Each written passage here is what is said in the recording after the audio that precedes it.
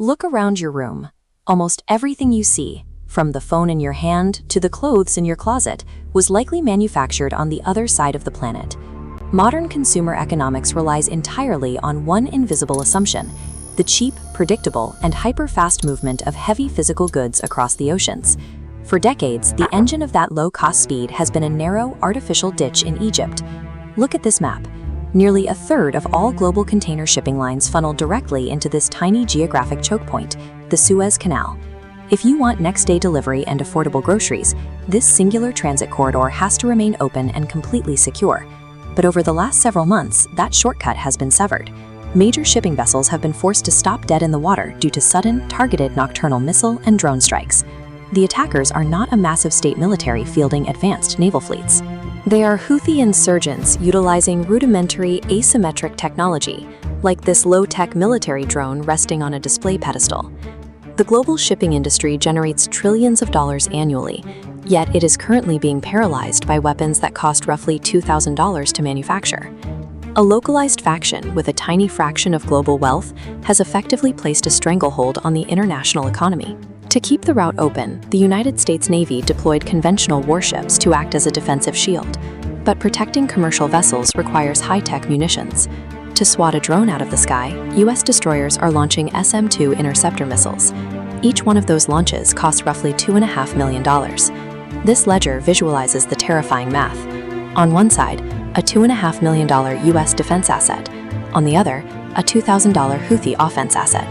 The financial trajectory is catastrophic. Defense costs outpace attack costs by over 1,000 to 1. A superpower cannot sustain a permanent financial bleed at that ratio. Realizing the military cannot indefinitely guarantee their safety, global shipping giants have hit the panic button and abandoned the route entirely. Instead of risking their cargo, major operators like Maersk are physically turning their massive fleets around in the open ocean. This 3D map shows the forced detour. If they cannot go through the canal, thousands of massive cargo ships must be diverted all the way down and around the entire African continent. That route forces commercial captains to navigate the historically dangerous and rocky waters of the Cape of Good Hope. This detour adds up to 4 extra weeks of travel time per voyage, and it forces each vessel to burn millions of extra gallons of diesel fuel just to reach the exact same destination. The global economy operates on a strict just-in-time delivery model. Adding a month of transit time to a third of the world's physical goods guarantees that the entire system will slow to a crawl. The immediate symptom of this slowdown is playing out at major ports. Massive cargo containers are stacked at a standstill, waiting weeks for severely delayed vessels to arrive. This graph shows the immediate reaction from the logistics industry. Over a very short period, global maritime shipping rates spiked vertically by over 300%. The extended transit times tie up fleets, creating a severe shortage of available ships. Combined with the millions of gallons of unbudgeted fuel, cargo companies are facing devastating overhead costs. Multinational shipping corporations operate on tight margins. They are not going to absorb millions of dollars in unexpected transit penalties. Every single cent of that detour is pushed directly down the supply chain.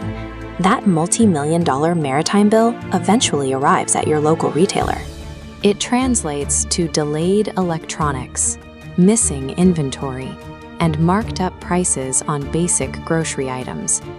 You are also personally subsidizing the massive amounts of unbudgeted diesel burned during the African detour.